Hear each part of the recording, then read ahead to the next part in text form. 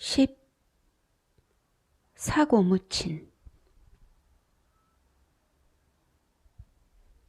연락 없이 살고 있던 은택을 용연내가 느닷없이 찾아왔다.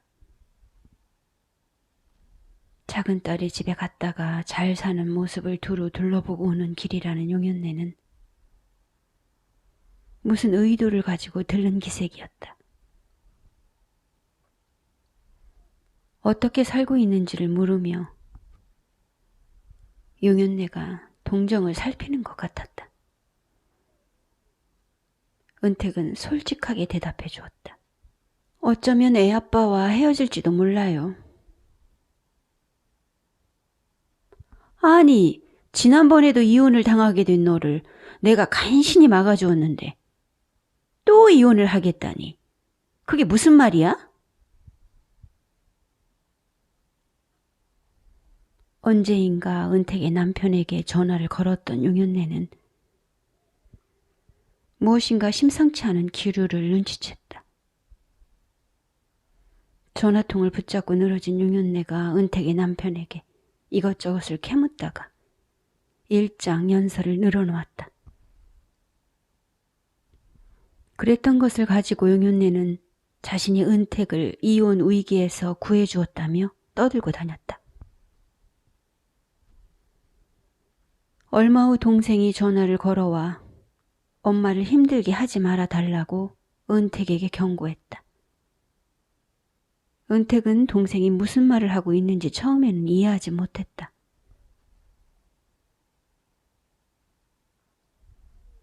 부부의 이혼을 막으려고 엄마를 이용하지 말아달라는 당부가 거듭 동생의 입에서 나왔다. 엄마가 나서서 신경을 쓰며 마음고생을 하는 꼴을 다시 보는 날에는 가만히 있지 않을 거라고 저쪽에서 징을 박았다. 은택은 그때서야 그것이 무슨 말인지를 감지할 수 있었다.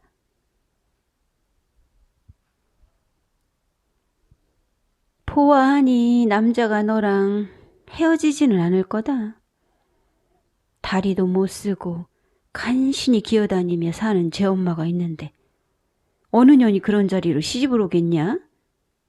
외국 처녀를 사와도 그런 자리에는 안 온다. 새 여자를 얻을 길이 묘연하니 너를 쉽게 버리지는 않을 거다.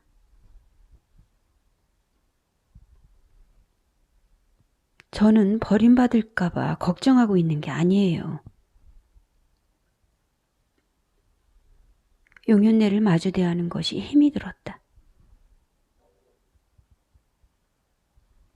아니 그럼 버림받지 않고 살면 되는 것이지. 네 주제에 무엇을 바란다는 거야?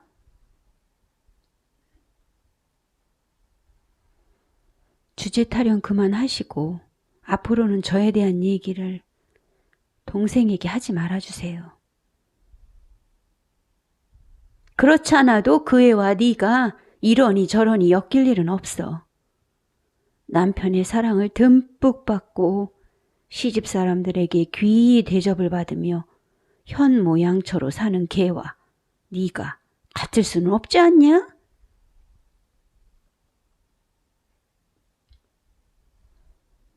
은택이 아는 한 시집 식구들이란 이기적인 사람들이었다. 동생이 시집 식구들로부터 사랑을 받으며 행복하다는 말은 거짓이거나 설령 그것이 사실이라 할지라도 그렇게 되기 위해 그들에게 막대한 헌신과 봉사를 했으리라는 것을 짐작할 수 있었다. 네가 하는 꼴을 보고 널 욕하지 않을 사람이 있겠냐? 시부모도 모시지 않고 시누이들도 상종하지 않고 네 할 일만 하고 살면 누구라도 너를 욕한다. 너는 그저 시부모를 받들고 온전히 떠맡아서 입속에 혀처럼 굴어가며 그 사람들의 마음을 편하게 해주며 살아야 그나마 버림받지 않을 거다. 있는 노력 없는 노력을 다 해서 너를 키운 나에게 이런 식으로 대접하면 천벌을 받는다. 부모나 잘 모시면 되는 네가 대학을 다니네, 사업체를 운영하네 하며 잘난 체를 하고 사니? 아무것도 아닌 것이 못났으면 못난 대로 남의 치닥거리라도 하며 살 일이지. 너 하나 때문에 나도 힘들고 네 시집 식구들도 힘들고 무엇하러 여러 사람들을 힘들게 하며 살아? 넌 천벌을 받게 될 거다.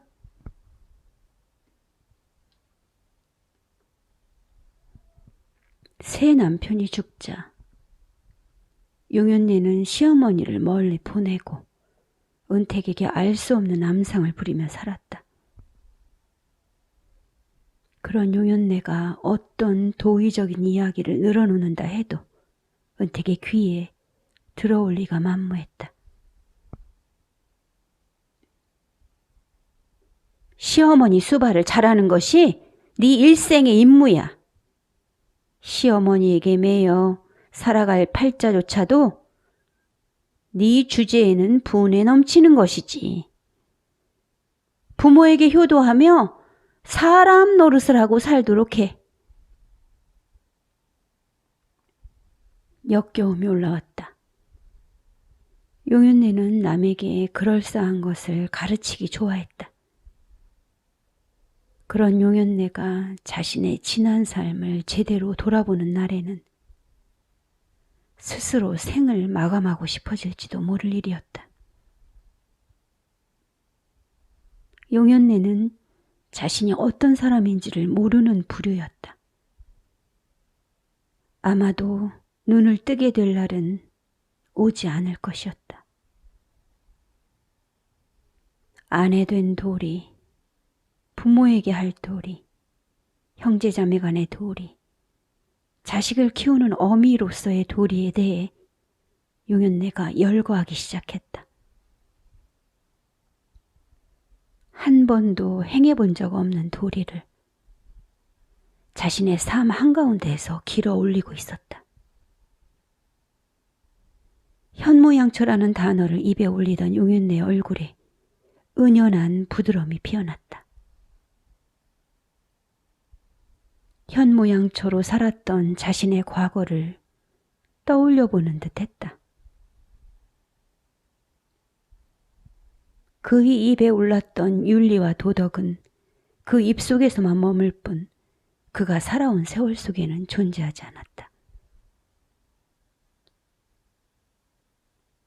아름다운 것들을 입에 올려가며 용연네는 자신의 지난 날들을 착각으로 장식하고 있었다. 그런 용연네를 향해 은택이 말을 쏟아냈다. 내가 천벌을 받기에 앞서 본인이야말로 천벌에 대해 생각해 봐야 될 겁니다. 뭐야 이년아? 아이를 학대하며 살아온 세월을 정녕 모른다는 말입니까? 야야, 너 어쩌다가 그리 되었냐? 아주 망가졌구나. 네가 결혼도 실패하게 생겼고 시집에서 쫓겨나면 오갈 데 없는 처지가 될 것이니 괜한 나에게 원망을 퍼부으며 화풀이를 하는구나. 본인이 행한 바에 대해 용서를 빌고 지금부터 내 문제에 관여하지 마세요. 은택의 결결한 태도에 약이 오른 듯 용연네가 가쁘고도 거친 숨을 내쉬었다. 돌연 용연네가 서랍장 위에 놓여있던 물건을 번쩍 집어들었다. 묵직한 커터칼이었다. 날카로운 것을 손에 쥔 용연네는 주둥이를 찢어버리겠다며 달려들었다.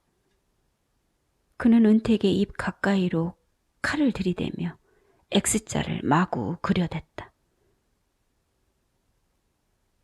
은택이 팔뚝으로 그것을 채뜨려 버린 후 날래게 몸을 일으켰다. 그러자 용연내가 몸을 피해 나가려는 은택의 머리채를 익숙하게 낚아챘다. 은택을 보기만 했다 하면 원수를 만난 것처럼 달려드는 습성은 옛날 그대로였다. 그것은 그의 운명처럼 단단히 그에게 박혀 있었다. 내가 너를 학대했다고? 남자에게 거절당한 네 처지가 우습구나. 그런 네 문제를 나에게 뒤집어 씌워 분풀이를 하려는 것을 내가 모를 줄 알고? 어쩌다가 그렇게 폐인이 됐니? 내가 늘 예상했던 바대로 결국 오갈 데 없는 꼬락서니가 되었구나. 용연내의 입에서 비난이 쏟아졌다. 넌 원래부터 시샘이 많고 음울한 성격이었어. 시집에서 쫓겨나 남자 없이 혼자 살다 보면 넌 분명 자살할 거다. 남자가 헤어지자고 할 때엔 네가 뭔가 잘못을 했겠지. 어쨌거나 네 일은 나는 모른다. 학대를 받은 쪽은 생생한 학대의 기억을 갖고 있었다. 그러나 학대를 가한 사람은 자신이 상대에게 무슨 짓을 했는지 전혀 알지 못했다. 학대받은 사람은 괴롭게 사는 반면 학대를 가한 사람은 자유로운 듯했다. 부모와 자식 사이에 있었던 일을 학대라는 이름으로 공감받을 수 없다는 것을 은택은 인지했다.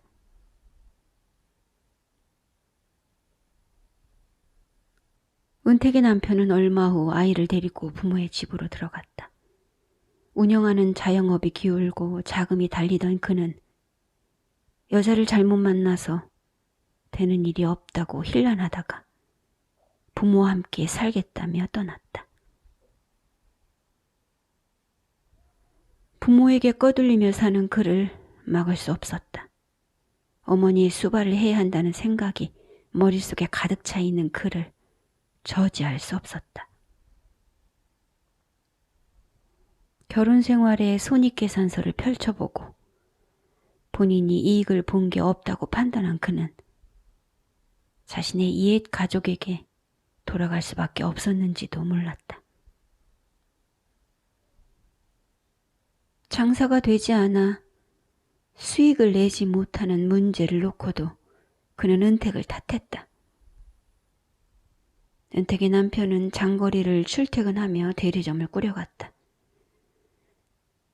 그런데 그는 기대했던 바와 달리 부모와 함께 살면서부터 자기 일에 전념할 수 없었다.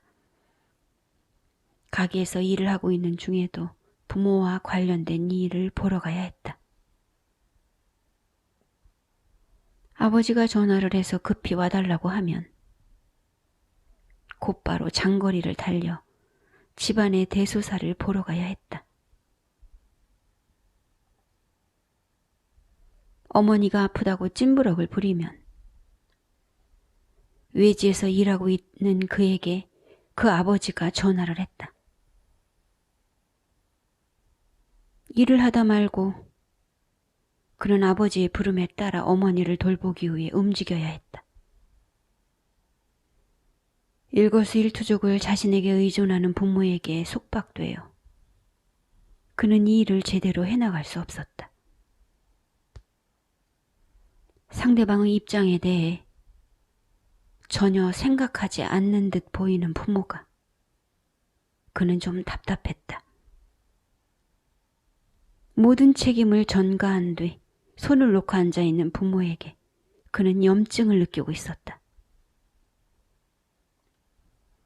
어머니가 조금이라도 아프다고 역정을 내기만 하면 금방 무슨 일이라도 벌어질 것처럼 야단을 떨어대는 형제 자매들에게도 지나친 점이 있었다. 어머니를 제대로 모시지 않는다고 이래저래 입만 놀리고 있는 누이들도 마음에 들지 않았다. 편치 않은 집안 사정 때문인지 대리점은 나날이 하향세였다. 수입이 없으니 어머니의 병원비나 집안일에 들어가는 재반 비용을 원활히 댈 수 없었다. 그의 동생들은 병원비 하나 제대로 대지 못하면서 부모를 모시겠다고 들어와 있는 형을 언짢게 생각했다.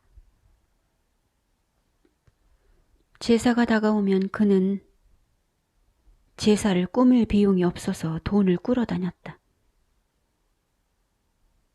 그의 부모는 삶을 윤택하게 해줄 것 같았던 큰아들이 집안을 뒷받침하지 못하자 심기가 불편해진 모양이었다. 그의 누이들은 집안일에 나서지 않았다. 누이들의 남편들도 큰아들인 그가 집안 문제를 전담해서 해결해 나가기를 바랐는데 그렇지 않은 낌새를 알아채자 마뜩 차는가 보았다.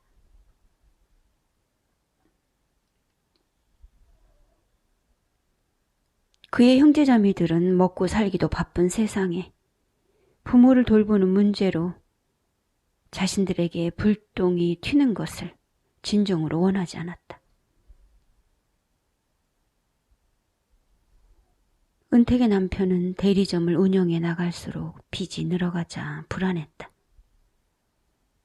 그는 은택과 함께 살았던 때를 떠올렸다.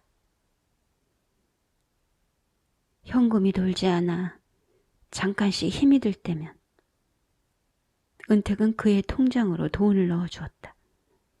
어느 때는 가게의 월세를, 어느 때는 직원의 인건비를 은택이 보태줬기 때문에 힘이 든 줄을 몰랐었다.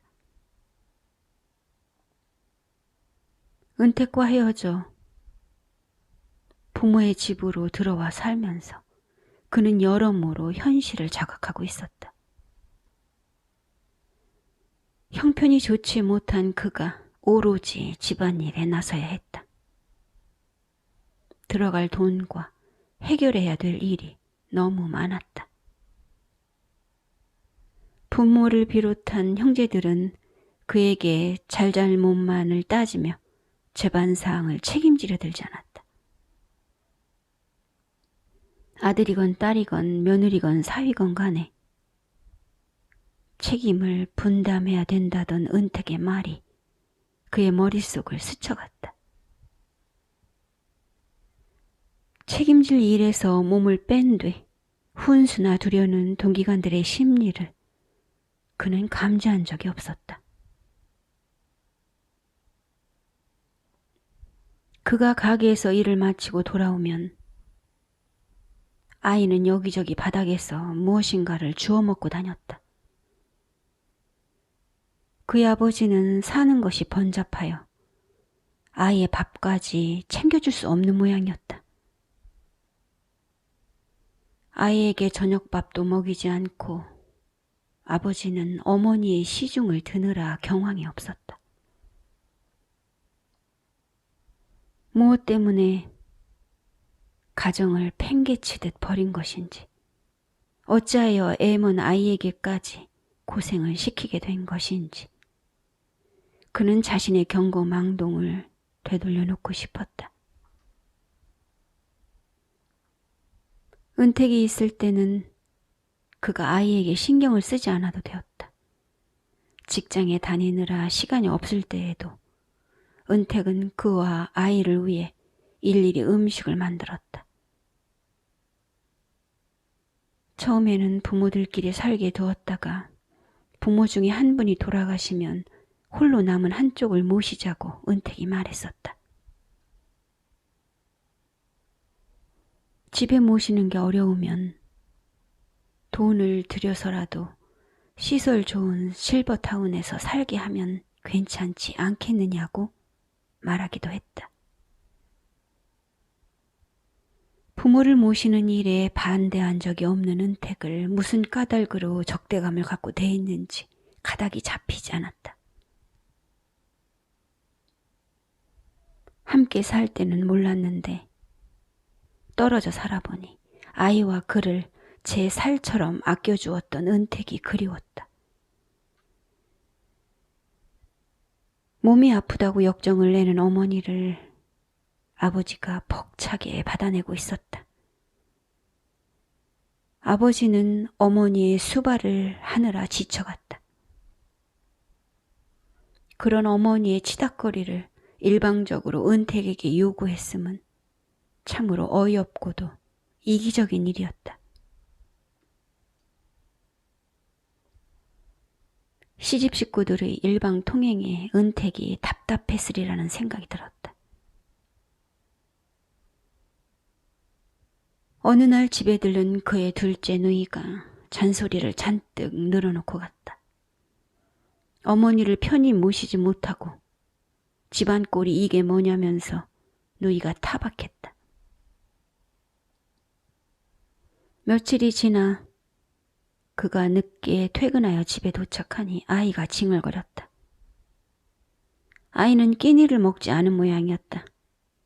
집에 와 있던 막내 누이가 아이에게 밥을 가져다 주는 것 같았다. 제 아이가 먹다가 밀어놓은 밥그릇에 개밥을 말듯 음식 몇 가지를 첨가하여 아이에게 주었다. 한두 숟가락을 뜨는가 싶더니 아이는 밥을 먹지 않았다. 배가 고프다고 보채던 아이가 밥을 먹지 않자 그가 아이의 밥을 조금 먹어보았다.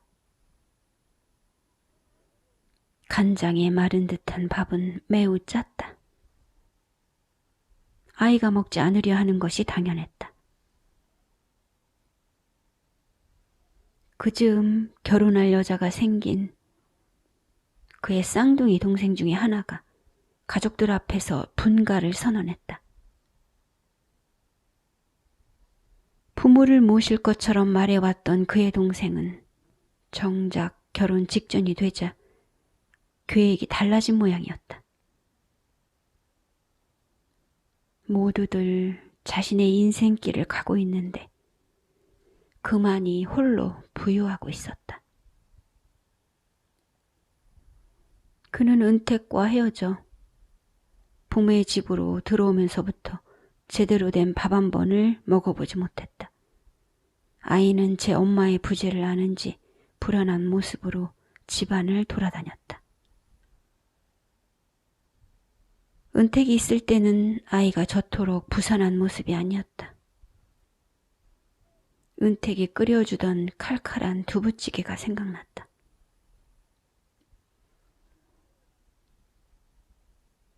비 온 뒤에 떨어져 굴러다니는 살구를 누구 하나 줍지 않고 질커덕질커덕 밟고 다닐 때 은택이 멀쩡하고도 깨끗한 살구들을 골라주어 잼을 만들었다. 새콤함을 빵에 발라 먹던 시간이 그리웠다. 아이는 음식을 맛있게 먹었고 배변 상태가 좋아서 굵고 긴 똥을 누웠었다. 별다른 창얼거림 없이 잠도 잘 잤었다. 그랬던 아이가 요즘은 골을 자주 내고 산만해져서 그가 말을 붙여도 시선이 딴 데가 있는 것 같았다. 아이가 할머니와 할아버지의 보살핌을 받을 것이라는 기대는 저버린 지 오래였다. 들락날락하는 누이들도 제 새끼들을 키우느라 정신이 없어서 그런 것인지 엄마 없이 혼자 크고 있는 그의 아이를 거두지 않았다. 아이는 천덕꾸러기가 되어가고 있었다. 아이에게 좋은 환경을 만들어주지 못하는 데다 장사는 갈수록 기울어서 대리점에는 손님이 없는 날이 많았다.